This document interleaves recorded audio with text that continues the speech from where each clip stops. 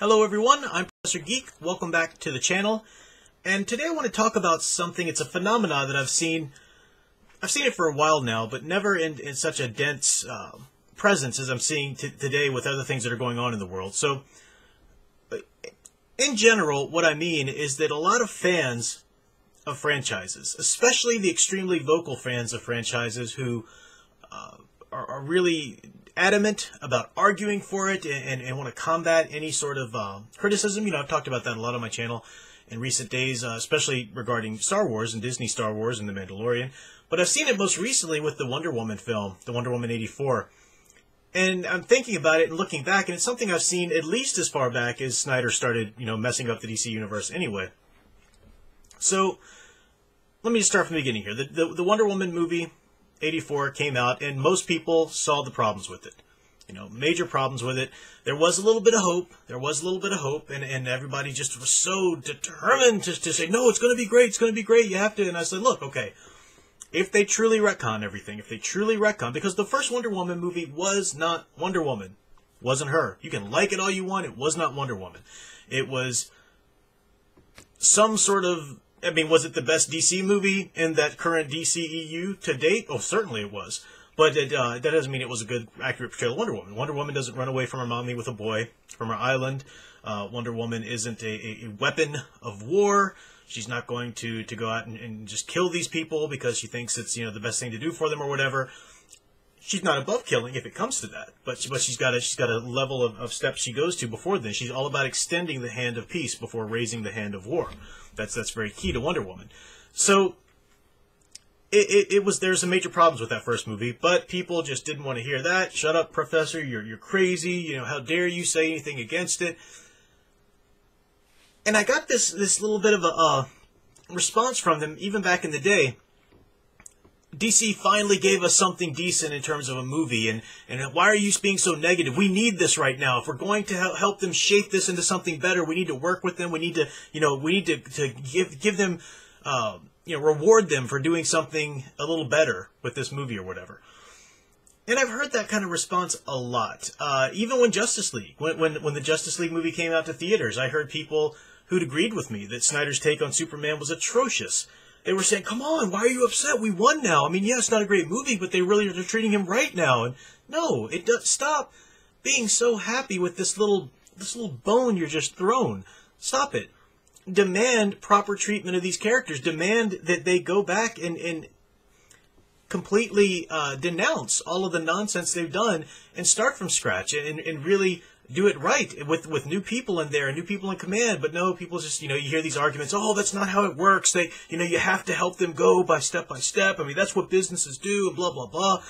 And there's a desperation. I say, well, why do you need something new of these characters anyway? Whether it's Star Wars, whether it's Superman, Wonder Woman, or whatever, why do you need new content? Why can't you just be happy that you've got the wonderful stuff you had before? Now, in a perfect world, I'd love to receive, more in a wonderful, truly iconic Superman film and real deal Star Wars content or whatever. But that's not going to happen with the people who are in charge now and with the state of Hollywood and whatnot. So I don't understand this desperate need for more. When it comes to Star Wars, I kept saying, look, there's this whole 22-ish years or so, 20, maybe even more. I'm not doing the math in my head right now, but over 20 years worth of amazing EU content that was 100% true to the spirit of the original trilogy of Star Wars.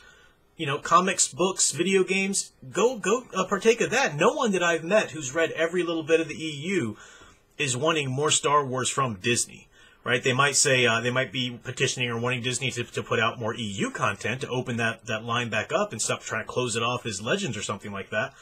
But no one's just wanting to see more from Disney, and there's people who are getting excited. Oh, but Dave Filoni's pulling this little thing in from the EU, and that's not anything to be excited about. He's cherry picking. It ends up as a bastardized take or version of it. This is Favreau and Filoni are not doing any credit or honoring of the EU in whatsoever.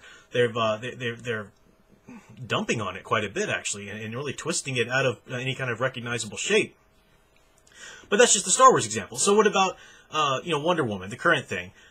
Well, a lot of people are admitting and pulling out the problems with it, and it's got a very lukewarm reception, nothing like they expected. They just knew that they were going to get a wonderful reception for that next movie. And a lot of people are pointing out the problems with it, but there is still a small contingent that I've heard that are railing their fists against anybody who dares criticize this movie, and they'll be searching social media for videos like this or social media posts or whatever that they can go combat and say, no, it's great, it's great, it's great. You just don't know. You're expecting something perfect, and nothing's going to be perfect, or you just don't, you're not realizing that we have to work with them and blah blah blah. No, stop it. So I've talked to these people, whether it's from Star Wars or Wonder Woman or Superman or whatever, and quite a few of them, a number of them. I'm not just talking about like just one person said this to me. No, a lot of these people, and it tends to be consistent. What they say over and over is, look, we need this right now. We need something good right now. So whether they're talking about The Mandalorian or or Wonder Woman 1984 or whatever, they're saying you need to stop being so negative. Stop with your critiques. Stop with all of that. And just help us celebrate it. Help us try to push for more of this, because we are such a dark time in culture right now. We need this. We need something good and positive in the world, and we just need to kind of gather around it and just support it. There's so many problems with that argument. If you truly in your own personal life are going through something very dark and you find solace in whatever it is, maybe it's Wonder Woman 84 or Mandalorian or whatever, that's your personal prerogative. Nobody can stop you from doing that. You can find all the solace you want in that. You can watch those things all you want. That's not what people want. People don't want that, or else they wouldn't be bothering me. They wouldn't be coming to say, how dare you criticize this, and why do you always have to be so grumpy and negative and da-da-da. No, they want everybody in the world on social media. They don't want to encounter any criticism. Because it's not that they're a Star Wars fan. It's not that they're a Wonder Woman fan. It's not that they're a Superman fan.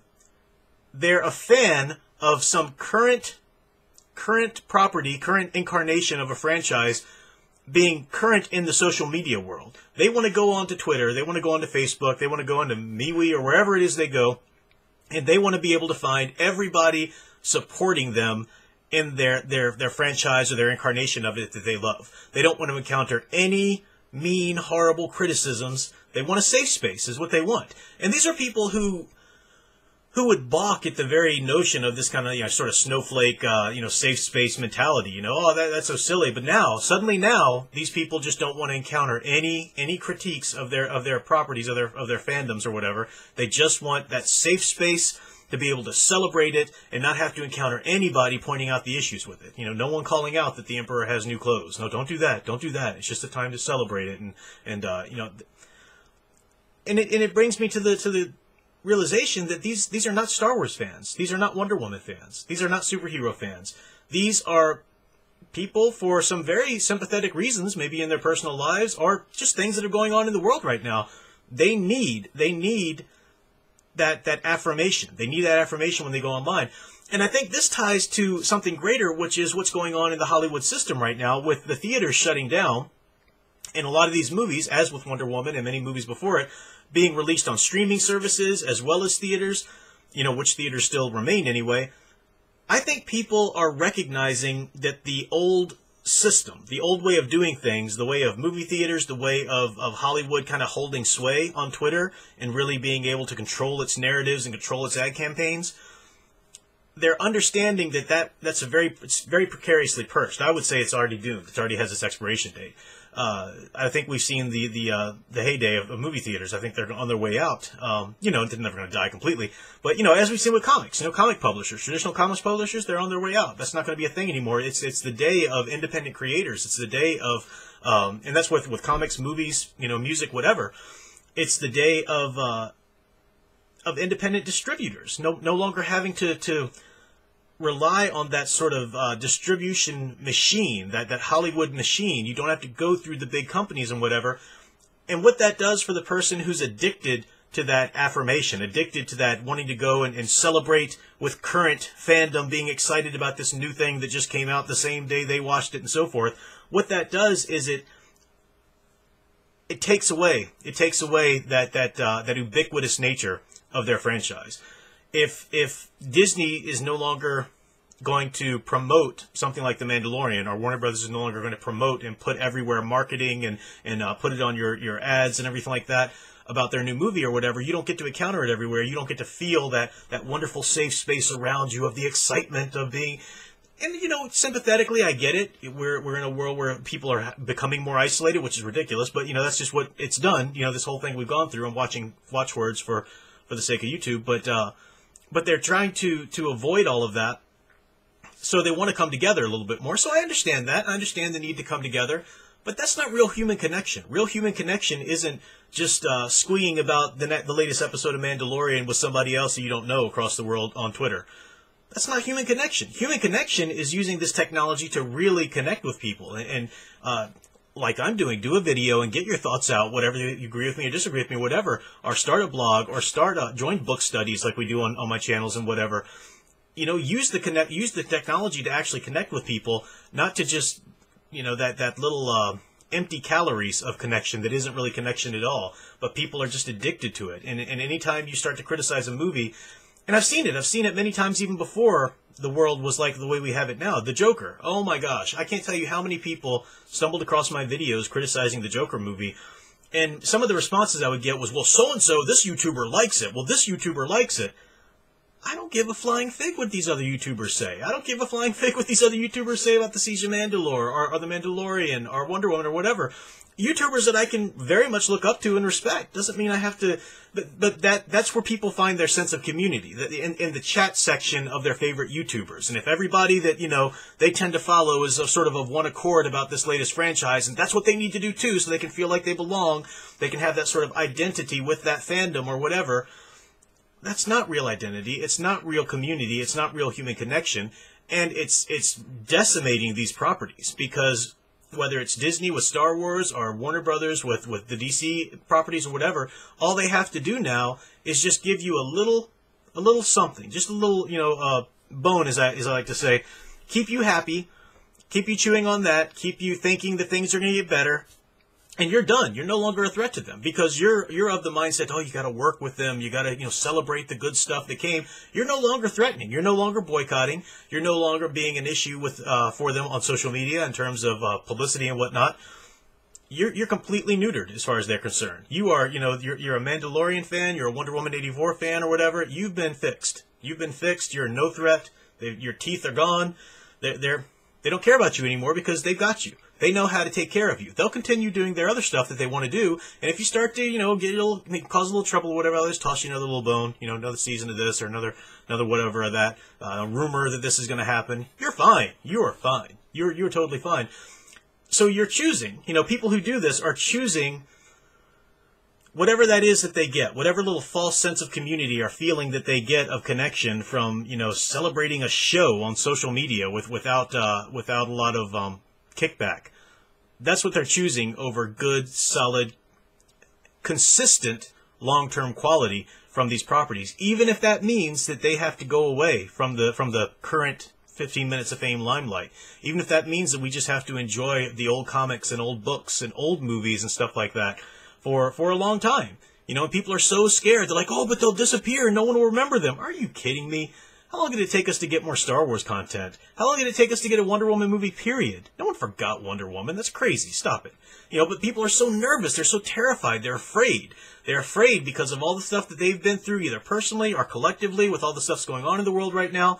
They can't handle it. They don't like it. So they're very desperate and knee-jerk in their reactions to this, to shutting down the criticism. Just get on board, shut up and get on board and help us celebrate. We need this right now. You don't need this right now. It's choosing a lesser good, which isn't going to sustain you and isn't even going to be consistent in itself. It's choosing that in lieu of maybe riding it out a bit more, doing without a little bit more before you get the real good, the real sustenance, the real thing you need. So that's what I'm seeing in fandom in general. And it doesn't matter the franchise. Like I said, I've seen it in throughout Disney, Marvel, certainly the MCU. Oh my gosh, people couldn't stand that I was calling out the problems with the Endgame. Oh no, because the MCU was their baby, you know, that was, you know, that can't fail us, you know, and they were just turning a blind eye to all these things. So yeah, Marvel, Disney, Star Wars, you know, Warner Brothers, doesn't matter, whatever the franchise. I imagine it's even happening in Doctor Who. I'm not a Doctor Who fan, so I don't follow that stuff. But from some of the things I've heard, I imagine it's even to some extent been an issue there, been the phenomenon there. Or continues to be. So it's something that's across fandoms and across franchises, but it's really pathetic, and I think people really need to wake up to it, because I'm sorry that people are suffering right now, and that's something that we should all be, trying to help with. But the real deal material, these heroes and their stories, the real incarnations of them, that's what's helping people who are going to suffer. Not these bastardized versions, these milk watered down versions that Hollywood is tossing them, just to kind of give them a bone to chew. No, go back and watch, the original Superman 78. Go back and watch Linda Carter as Wonder Woman, or the 2009 animated Wonder film, which is glorious, 10 times better than anything Patty Jenkins or Gal Gadot has ever put forth on screen. These are wonderful. These are the places, go watch that original trilogy. Heaven forbid, turn off the screen and read a book, read the amazing EU that's out there. You've got years worth of content to go through. Even if you've read it all before, chances are it's been so many years since you read the first one you started with that you could go back and enjoy that quite thoroughly again.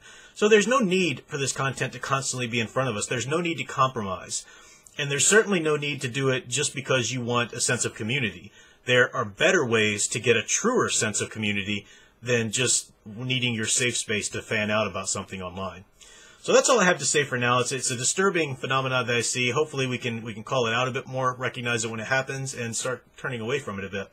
But I do want to remind people that next week, Thursday of next week, so bad with numbers, let me pull up, January 7th, next week, at 10:15 p.m. here on the Professor Geek channel, we are going to start our book study of Kenobi by John Jackson Miller.